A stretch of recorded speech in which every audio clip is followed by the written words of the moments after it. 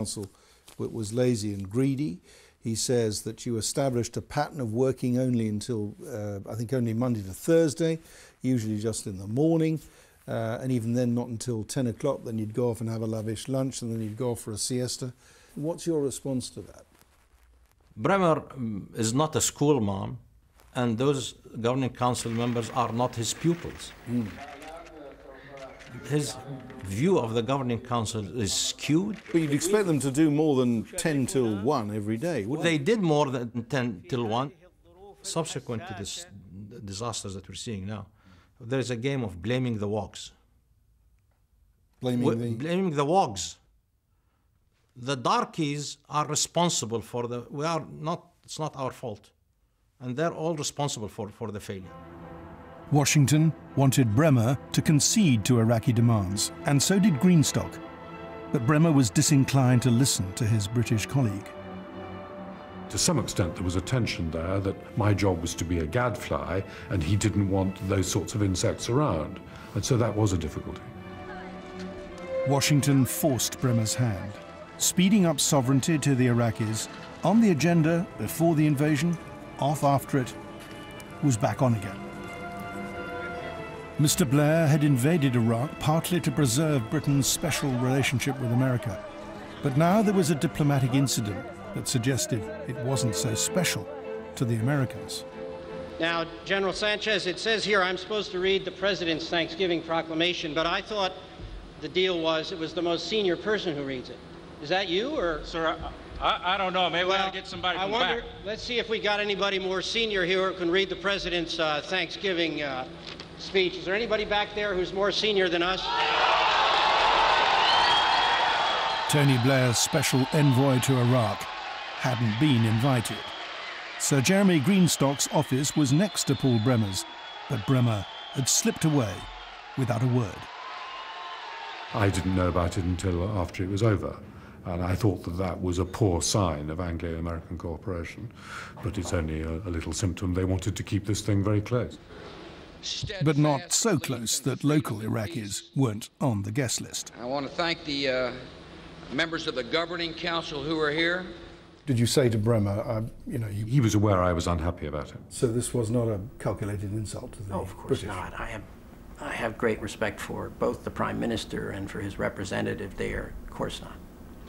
But he felt pretty miffed. I'm a diplomat. I can understand why he was miffed. You can't please everybody all the time. My instructions were clear. Quite insulting. I wasn't pleased.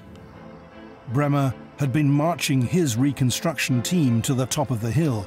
Now he had to march them down again. They had plans for projects over 2 years.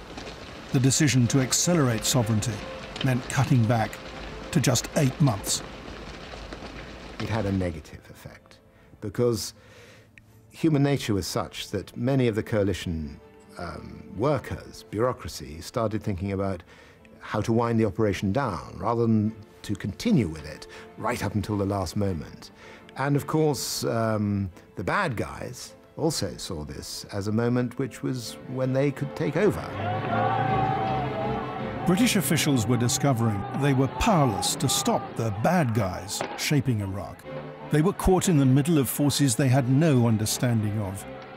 As a young member of the Foreign Office was about to find out. I went to the Foreign Office at the start of this occupation and asked for a job.